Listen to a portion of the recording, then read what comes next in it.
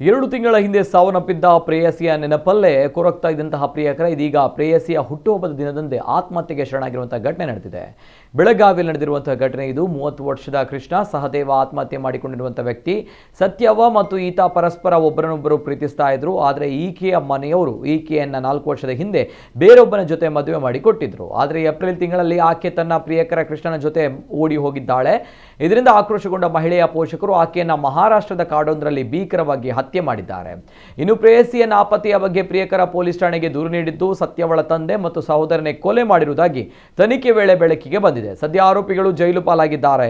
ಆದರೆ ಇದೀಗ ತೀವ್ರವಾಗಿ ನೊಂದಿದ್ದ ಕೃಷ್ಣ ನೇಣು ಬಿಗಿದುಕೊಂಡು ಆತ್ಮಹತ್ಯೆ ಮಾಡಿಕೊಂಡಿದ್ದಾನೆ. ಸದ್ಯ ಪೊಲೀಸರು ಈ ಬಗ್ಗೆ ಪ್ರಕರಣ ದಾಖಲಿಸಿಕೊಂಡಿದ್ದಾರೆ.